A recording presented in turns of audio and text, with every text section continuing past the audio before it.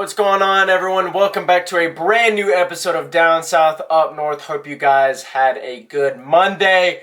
We're back at you with a bunch of awesome sports news coming your way. Got it's NBA final season, and we got our sports stories of the day. And of course, we always end it off on Wednesdays with our video game talk. Matt, how we doing?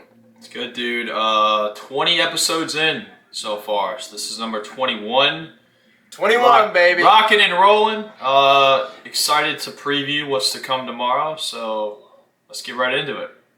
Yes, sir. Let's get straight into the athletic alert. We talked about it on Monday, but it all goes down tomorrow night, baby. It is time for the NBA Finals, and Matt got some questions for me. Matt, get it started here. Yes, sir. So Dallas Mavericks traveling to Boston to take on the Celtics, the 5 seed versus the 1 seed. Kyle, we've got some great players in this series. Kyrie Irving returning back to the finals for the first time since 2016, 17. 16? Yep. Luka's first finals. Tatum and Brown looking for their first ring in their second finals appearance. But we're going to go through a little bit exchange of questions. We'll go back and forth here. I'll start by asking, who do you have winning this series? The Dallas Mavericks or the Boston Celtics? Give me the Mark Cuban point guard of the Dallas Mavericks. Yes, sir. Give me the Dallas Mavericks. How many games do you have the Mavericks winning in? 6! 6, baby. Bold. That's bold. They're gonna win on their home floor. All right. Yeah. I think I know the answer to this one since you have Dallas winning, but you got taken home Finals MVP. Give me Daniel Gafford. No, I'm playing. Give me the easy answer here, dude. Luka Doncic. Luka, baby. Dude, I have it pulled up. Luka is leading the Mavericks in 4 out of the major 5 statistical categories. Leads them in points, 28.8. Rebounds, almost 10 a game. Almost 9 assists per game. 1.6 steals. The only thing he doesn't lead him in is blocks, and that's actually Gafford. So, bro, that's like some NBA my career numbers, dude. Like just average. He's going stupid, man. Yeah. He's almost averaging a triple-double, which hasn't been done, I don't think. That's in some time. I don't think it's ever been done, averaging a triple-double in the playoffs. But having those numbers and that close, it's quite ridiculous. All right, you have Luka winning Finals MVP. Who do you have leading in points? Now this can be either team. This can be Boston or Dallas. Doesn't matter. It's got to be Luka again. I mean, honestly, dude, I'm gonna call it. He's gonna average 34 a game for this entire series. 34. That's a lot of points. 34. All right, Kyle. You got Dallas winning in 6. Luka taking home MVP, averaging 34 points a game. Bold take, dude. But he's gonna need to score a shit ton of points against the number 1 seed from the East. Yeah, no, he does for sure. What about you? Okay, give me your predictions here. All right, so I'm also gonna go Mavericks. I like it. I think the whole world's rooting for the Mavs, unless you're a Celtics fan. I'm gonna go Mavs in 7 though. Okay. I'm going Mavs. So I think they go back to the Garden. I think they win at home in Game 6 and go back to the Garden to win it all in 7 on the Celtics home floor. All right. I like it, dude. I like it. I'm sure your Finals MVP is still Luka. Actually, no, it's not. You're going Kyrie. I'm going Kyrie Irving winning his first. Okay. All right. Hey, I respect it, dude. Dude, I'm just saying, like, the Celtics can do a lot, and I think they're gonna find a way to contain Luka, and I think this is gonna be the end of a great story of Kyrie Irving coming like to literal life. I think he's gonna score a lot of points and do a lot of the heavy lifting for when Luka's not really able to. Okay, I like it. I like it. And what's the last one? So you got your winner. You got Mavs in 7. You got your MVP leader in points. I'm gonna go Jaylen Brown. Okay, going Celtics, I'm dude. gonna go I was thinking about Jalen. Yeah, I was thinking about dude, Jalen he just won Eastern Conference Finals MVP. I think the Mavericks are gonna kind of have the same strategy with guarding Tatum. And I'm not gonna lie, Tatum does have a little bit of hesitancy in big moments. I mean, we've seen it in the past. But I like Jaylen Brown, dude. I think he's got a lot of grit. I think he's got that. He's got that. I hate to be cliche, but that dog in him in terms of, kind of under the radar, but still putting in that work and kind of being the sweat and tears of the Boston Celtics. And I think he's going to average. He's averaging 25 right now, but I think he's going to bust it up. I think he's going to average 28.5 points over the course of 7 games in the finals. Okay, I like it, dude. I like it. All right, man. Ultimately, there's the predictions. Ultimately, Mavs dude, coming out on top. I'm just hoping for a good NBA Finals. That's what I'm hoping too. Again, I've been saying it for weeks. I'm not a big NBA guy, but I want to see this series at least go 5 games, even 6. I don't want to see Dallas or Boston come out there and just beat the shit out of one another and then just bang, bang, bang, 4 games. Enjoy Cancun. I want a good, hard-fought series. I want to see the Wolves and Mavs series, but go to 7. That's what I want to see. Bro, most of those games came down to the last shot, and Luka was hitting them bitches left and right. That's what I want to see. So, hey, that's all you could hope for is a high-scoring, competitive series. Yeah, for real. For real. I'm throwing these up. All right, man. Let's get into our sports stories of the day. Matt, start us off, man. What you got? All right, dude. We don't talk about soccer a lot on here. Just not gonna lie, we're not the biggest fans. It's not really in my wheelhouse of knowledge or soccer. But Kyle, I love legends. I love greatness. I love the greatest players of all time, and I think Pele is definitely a name that you cannot speak about sports without. Definitely an older player, a lot older than I thought. Retired in 1977, and that's exactly where I'm going. I feel like all these stories are going back in time, but October of 1977, there was a match between the American and Brazilian clubs, and everybody knows Pele for playing for Brazil, but he also played for the New York Cosmos. He was one of the first big players to come over to America. Yeah, I remember, yes, he was. Yeah, so it was huge. But he also played for Brazil in Santos. But they were playing against each other. New York was playing Santos, and it was Pele's last game. So, as you can imagine, it was pretty big.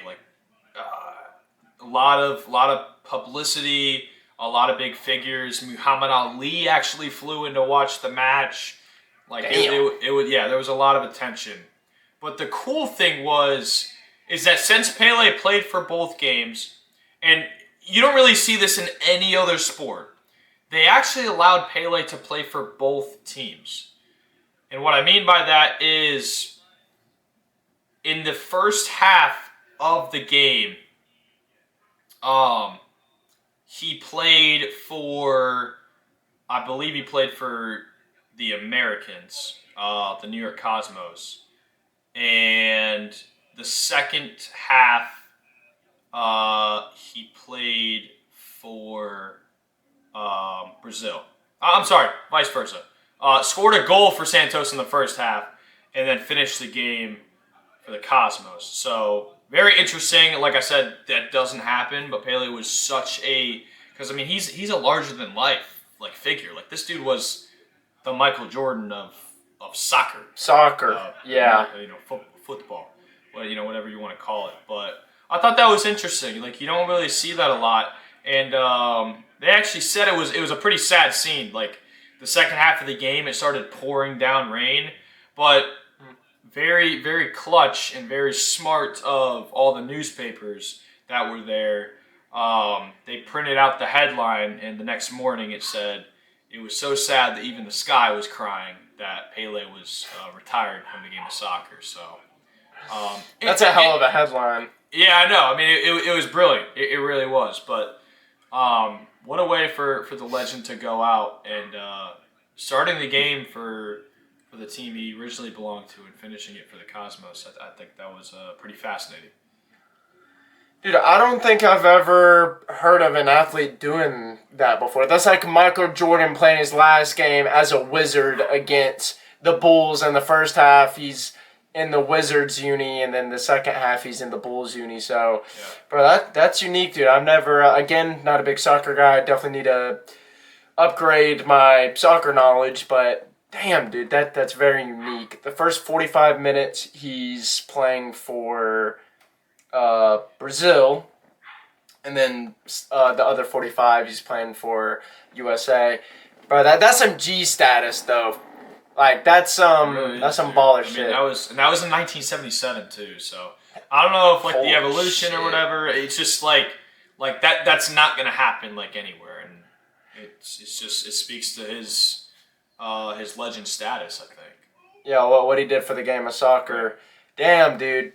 Every time you do a sports story, I actually learn something, which is good. Gotta teach him. You gotta teach, man. All right, we're going not as far back as 1977, but kind of close. We're going all the way back to 1989, right before the draft. The Green Bay Packers had the second pick, and if you guys know, that draft class stacked. Your boy Troy Aikman goes number 1. Barry goes number 3. Dion was in that class. Derek Thomas was in that class. All Hall of Famers. But people forget who went number 2. Let me introduce to you the Incredible Bulk. Yes, that was Tony Mandarich's nickname. This dude was 6'6", 315 pounds. Dude, when he was going into the draft, Sports Illustrated made a cover and said the Incredible Bulk, 6'6", 315-pound Tony Mandarich, the best offensive line prospect ever. Wow. Just because there what was this a lot guy of great did. offensive linemen before him. Bro, can you guess what this guy did at the NFL Combine as a 315-pound offensive lineman? Guess what he ran it in the 40. Guess what his 40 was. Oh, a 40 time. For a lineman over 300 pounds.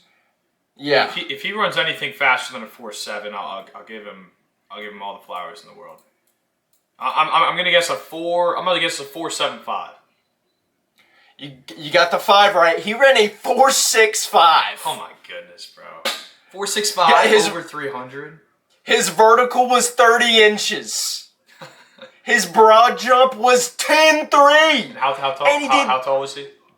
6'6". All right, yeah. So he had some size, some height. And he did 39 reps on bench press. Wow. Yeah, 225. So, dude, Green Bay Packers. Yeah, he was the that Incredible Bulk, and going to a green team, I think. All right. Bro, this guy ate 15,000 calories a day. Dude, I struggle to get to like 3,000. Yeah, so Cowboys go Troy number 1. Green Bay passes up on Barry Sanders and take Tony number 2. Wow. I mean, dude, like you see those numbers though, like why not? You know, like that, bro. I'm especially reading if right you need here. that. And I believe, if I'm not mistaken, they had Ahman Green at running back at that time. So like, yeah, they probably did. I think, I'm not positive, but either way, I don't think that. I mean, if they're calling him the greatest, I mean, that's like, you know, the Caleb Williams thing. Like they're saying this year how Caleb Williams was one of the greatest prospects of all time. You can't just pass that up. So. And it just started going downhill for my boy Tony, man. It's just he wasn't getting the job done. He was just not doing what a rookie needs to do to succeed in the NFL. And then, dude, 3 years later, he was out the NFL. See you later, Tony. Then he focused, or he took a bunch of drugs, alcohol. He was trying to kill himself, man. He was trying to kill himself. Super sad. Now he is a child of God, which is good. Always good to hear. But dude, like, he did get back into the NFL. He was with the Colts Peyton's rookie year. He was the offensive lineman. A few years later, he does get busted for taking steroids. As a senior at Michigan State, he faked a piss test before the 1988 Rose Bowl. Gets busted for that. Oh, so he had problems before the draft. No. This news came out like when he was out the league. Like, he was way out of the league. Oh, okay. Well, like, people saw him, was like, holy shit, this guy's an athlete. But no one knew he was taking steroids until a decade later. Mandarich himself actually revealed it. It's not like he got busted. Yeah, dude, 3 years with the Packers, gets cut, got sober, returned a few years later, and started 10 games during Peyton Manning's rookie year. I'm looking at a picture now. Which was a disaster, by the way. Yeah, it was. But hey, dude, Tony looks really happy. He's at the Super Bowl with Andy Reid. Yeah, dude, he's some quotes from Tony here said, I got to the point where it was struggle to work out 3 or 4 times a week because the priority of getting high was above the priority of working out. Wow, that's news. And I mean, respect to him for coming out and saying that, but dude, that's I don't know, dude. That's crazy. As an NFL player too, like, oof. Yeah, he also said, no one's ever seen a guy who's 6'6", 320, who can move and who can abuse people. People everywhere would love for me to be on steroids. They'd love for me to get arrested going 120 miles an hour drunk with steroids in my glove compartment. Wow. It's just crazy that, like, bro, this draft class, you have Dion goes 5, Derek Thomas goes 4, Barry goes 3, Troy Aikman goes number 1. Bro, that's what, 3 Hall of Famers, 4 Hall of Famers? 4, yeah, easily. 4 Hall of Famers, and we're talking like those guys are some of the best of all time in their respective position. That's what I'm saying, dude. And Tony, man, great video. Go to Flimlow Raps on YouTube, bro. If you want to get like some crazy college stories you haven't heard of, go to Flimlow Raps, bro. Awesome YouTube channel. Go check him out. He does a deep dive into this dude's entire life, starting from his childhood to where he left the league. But, bro, I thought the greatest NFL bust, you have Jamarcus Russell, you have Ryan Leaf, you have other guys in that conversation, but Tony Mandarich. Johnny Manziel, but he wasn't a number 1 pick. That's true. I guess. Oh yeah, you're saying number 1. Yeah. Ryan Leaf wasn't a number 1, but he was what, 2? He was 2. So, yeah. Still though, huge bust. But hey, man, he turned his life around. That's all you could really ask for. But yeah, dude, that's the story on Tony Mandarich. I like it. Definitely learned some stuff. It's always always key. All right, always key, man. Kyle, it's Wednesday, and we're headed back to the video game exchange. Let's go. All right, dude. We are pushing this down everybody's throats, but I was just about to say, man, when are we not talking about college football 25? I mean, dude, it's got all the hype in the world right now, and we got more news, so we got to do it. Got to distribute. Yes, sir.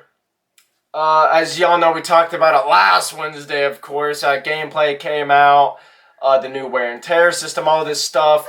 But then some news following that gameplay release regarding Dynasty came out. So what I understand from it is, dude, it's going to be realistic as hell for Dynasty. Just a few key points here. You could go, I think the maximum is 30 years into your Dynasty, which is, holy shit, that's really far. 30 years. That's plenty of time to take New Mexico State to the promised land. Every year. But it's very realistic. Say, again, I'm the head coach of New Mexico State, and I'm looking at Johnny Manziel Jr. coming out of Kerrville, Texas, quarterback. I'm like, yo, Johnny, come on, baby. We're going to give you a bag, some NIL money. You're going to be starting.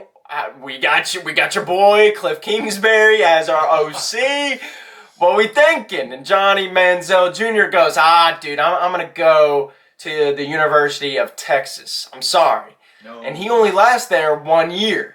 But then he hits the transfer portal. While Johnny's in the transfer portal, New Mexico State's going to be number one on his list because we had that connection prior to him going to Texas. Like, dude, this game is realistic as hell, man. It's so realistic. Oh, nobody's going to New Mexico State.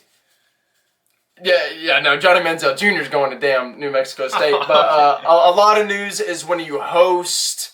when you host your prospects, if you go out there and you beat the shit out of your opponent, it kind of skyrockets the prospects, I guess, his percentage to go to your college this year. Reportedly, it's a lot more realistic. It's not like I go out there and I beat the shit out of Georgia, say, by 50 points, and a 5-star that was there was like, dude, Georgia fucking sucks. I'm going to New Mexico State. It's not going to be like that. It's going to take some time. As a head coach, what was it? You have 3 archetypes. You have motivator, you have tactician, and there's one more. I think it's just recruiter. I think you have recruiter, motivator, and tactician. Those are the 3 this year. Bro, it's just... And there's so much more, dude. Matt, what are your thoughts on Dynasty getting down, being very realistic? Yeah, no, I like the realistic aspect of it. What we didn't touch on was the coaching. How kind of you have the duties, and you can fire your offensive coordinator or your defensive coordinator, which I think is very key because that actually puts you in the hot seat. But here's the kicker. If you fire one of those guys, they go to another school, you are risking your team. So, for example, let's use a couple of years ago, a guy by the name of Lincoln Riley, who was the head coach at Oklahoma. He decided to leave. Now, he wasn't a coordinator, but he still left the Oklahoma. And Kyle, a guy by the name of Caleb Williams, you might recognize that name, followed him over there. Spencer Rattler now becomes the starting quarterback at Oklahoma, and we all know how that turned out. Not great. And that is pretty much what we are expecting to see in college football 25. Okay, if I am the head coach of Ohio State, if I am replacing Ryan Day, which that is my first move, what I'm doing when I get the game, is I want to fire, let's say, Chip Kelly, right? Chip Kelly, you get 1 year, you're terrible, you can't call plays, you're washed, whatever. I fire Chip Kelly, well, guess what? He might take my 4 or 5-star receiver, my running back, a couple of offensive linemen. That is very real. That's a possibility. Kyle, I'm sure you're the same with, if you're in Kirby Smart's shoes. Is your boy Bobo, is he still there? Sadly. Yeah, so say you fire Mark or Mike? Mike. Say you fire Mike Bobo. Well, guess what? He might take a couple of his guys with him. So that aspect of the game, I think, is very interesting, and I love it because it forces you to make a tough decision, which I think is really good. Like, that's what video games are, to make it a realistic aspect in a virtual world of what actually happens in reality. And if I'm firing my coach has every right to take the guys that he likes in his system with him. So I think by that, with that being said, I think it's going to develop a lot of interesting decisions, whether you decide to have guys on contracts or just cut the cord and and swallow you a pill. But again, the realistic aspect of everything, I think it's great. Madden doesn't have this, and I believe it said there's going to be over 4,000 guys in the transfer portal every single year. So yeah, you might take a hit to your team, by firing your OC or DC. But guess what? You've got 4,000 names that you can choose from to come in and take a chance on to replace those guys that you lost. Yeah, and two more things that we missed out on. Number one is in NCAA Football 14, as you're a head coach, you have a coaching tree. So you have a whole big tree full of upgrades, and you could kind of go down different paths. But this year, reportedly, you could only complete one tree. So you better pick the right tree, because that puts a lot of pressure on your DC, your defensive coordinator, your offensive coordinator, your special teams coach, whoever. It puts a lot of pressure on them. And then going back to the transfer portal or recruiting, every recruit is going to have not a criteria list, but it's like a bullet points of, this is what you have to land this recruit. If it's a big 5-star coming out of Texas, this is how much money he wants out of IL. This is where the program has to be ranked in the top 10, or just little shit like that. So they're making it very realistic this year, which I'm happy about, dude. I mean, again, I love when sports games are cartoonish. I mean, NBA 2K17 was a very cartoonish basketball game, and everyone loved it. But it's NCAA football, or college football 25, sorry. Make this the best game you can. Make it realistic. Make it just like I'm Kirby Smart throwing on that Georgia visor every Saturday and running out to Sanford Stadium with my dogs. Make it real. Make it as real as you can. And that's what they're doing, dude. It took them, 11 years? They've been working on this shit for almost 11 years. But I think we were seniors in high school when news came out that this game is potentially getting released here pretty soon. So they've had plenty of time to work on it. We've been waiting. Can't be more excited. Yeah, we've been waiting, dude. 11 years. EA, we hate you, but you better not let us down. That's what I'm saying, man. So, guys, that's going to do it for today's episode. Man, we talked about a lot, dude. Got our predictions are in. Predictions. Lock them in. Predictions are locked in, baby. We did our sports stories of the day. Pele, who knew a motherfucker could play for 2 teams in one game? And Tony Mandarich, one of the biggest NFL busts of all time. And, of course, we got to end it off with our college football 25, baby. Once again. How we feeling? Hey, yeah, once again. How we feeling? Okay, dude, it's a good game. I mean, like we know what's coming up. It's going to release. But it's good, dude. I hope we get a good game 1 tomorrow night. Enjoy that. Enjoy the finals. Hope you learned something today. I know I did. Kyle, it seems like you learned something I did too. So, yeah, I think we checked all the boxes, so I'm good. Let's go, baby. Guys, if you enjoyed today's episode, make sure you like, comment, subscribe. Our social medias are in the description. Make sure you go show some love. Hope you guys have a good Wednesday. We'll catch you guys Friday. Peace!